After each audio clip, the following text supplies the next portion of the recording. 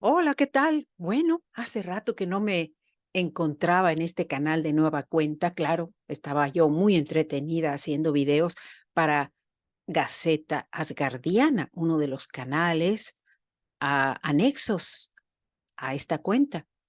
Pero es muy importante considerar lo que ha estado sucediendo con los relatos en audio y obviamente también en el podcast de alternativas y enfoques sobre la basura espacial compartidos de manera directa y simultánea con letras creativas. Mi mundo en palabras, como últimamente le puse para distinguirlo del programa de YouTube. ¿Qué es lo más importante que está sucediendo en la labor que están haciendo tanto la rusa joviana Agve y su amiga mexicana de origen náhuatl, Atl Ometecutli? Bien, ambas han creado una mancuerna fabulosa, al grado de que sus mentes se han conectado en los momentos donde no pueden tener una comunicación directa y real a partir de los sueños, ¿sí? Directa y real en ese sentido, en el sentido sensorial y cerebral. Pero la intuición les ha ayudado a permanecer conectadas, a poderse sugerir ideas y alternativas y también estrategias de cómo continuar con esa labor tan acuciosa de verificar lo que realmente se ve en la órbita espacial en cuanto a basura espacial. Hubo un momento en que nos quedamos en pausa porque es golpeada por basura espacial la nave de la joviana Acbe. Y esto la pone en una situación difícil, no tanto porque ella no es una humana, bien lo sabemos, es un efluvio álmico constituida de aquellos humanos que colocaron sus manos, se los quiero repetir, en el primer satélite que giró alrededor de la Tierra, el Sputnik. Ujú. Entonces, esa es su formación. Es una formación etérea, pero con conciencia. Y eso le ha permitido llegar a diversos humanos en diferentes épocas desde el año 1958. ¿Por qué? Porque ella nace en el 57 y ahí se tiene que ubicar en ese espacio tan diverso y la atracción que tiene por Júpiter. Cuando Júpiter la atrae, ella se ubica en una de sus lunas para poder permanecer en el espacio. La ciencia ficción nos permite hacer tantas cosas que obviamente esto no podría ser en la realidad, pero lo es para la magia. Y es lo que les quiero comentar el día de hoy. Últimamente ha habido una serie de trabajos muy importantes que ha estado eh, investigando Atl o Metecutli respecto a qué está haciendo el mundo. ¿De qué manera el mundo se está conectando para coordinarse? ¿Hasta qué punto se rigen en extremo a los límites de sus regulaciones espaciales como países? ¿Y hasta qué punto esas regulaciones les permiten involucrarse con el trabajo de los otros? ¿De quién es la basura espacial?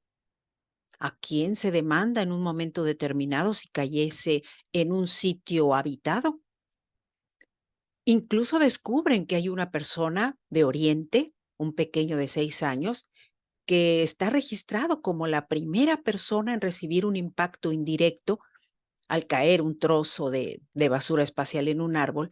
Él recibe un rasguño y un moretón por ahí. Ujú.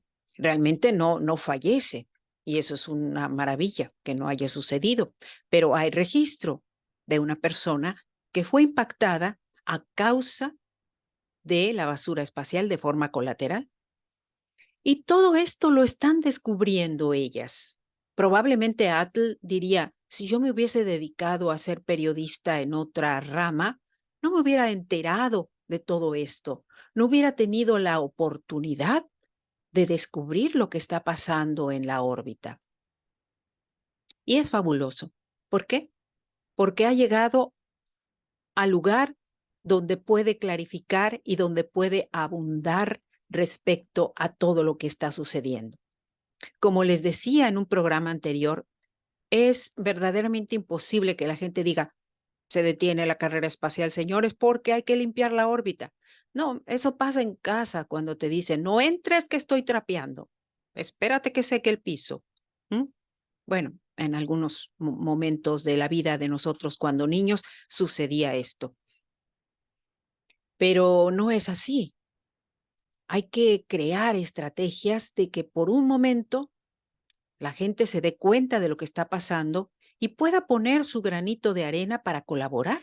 Y por otro lado, enterarse y ser conscientes de que hay gente que realmente está logrando adelantos tecnológicos al respecto. Nuestro último capítulo habla precisamente de una labor muy intensa de la ESA, ¿sí? La Agencia Espacial Europea, y su proyecto para limpiar la órbita de aquí al 2030, llamado Clean Space. Ese es el modelo que ellos tienen.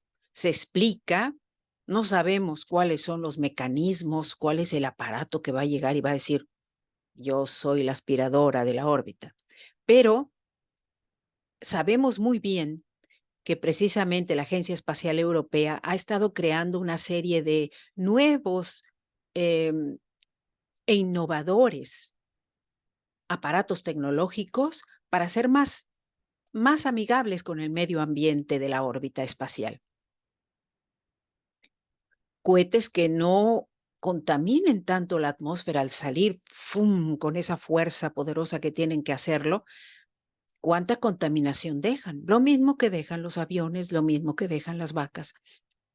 Todos contaminamos, estamos en la Tierra, la usamos, nos servimos de ella y en un momento dado tenemos que aprender a convivir con ella considerándonos parte de la naturaleza de este planeta azul que nos ha permitido la vida a todos. Así que voy a hacer un cruce de caminos porque en ocasiones voy a publicar directamente desde Mi Mundo en Palabras y en otras ocasiones lo voy a hacer directamente reblogueando desde alternativas y enfoques sobre la basura espacial. Creo que la idea de la runa del regalo, la runa de la cooperación, es muy favorable, sobre todo cuando quieres que algo se distribuya de manera generalizada. Y es lo que queremos lograr, Agbe, Atl y yo. Mm, claro que sí. Somos un gran equipo y estamos aquí para hacer cosas divertidas. Sí, yo escribo y ellas actúan. Exactamente. Bien, me despido, agradezco su atención. Recuerden mi nombre, Ariadne Gallardo Figueroa. Estamos en Letras Creativas. Hasta la próxima. Muchas gracias por su atención.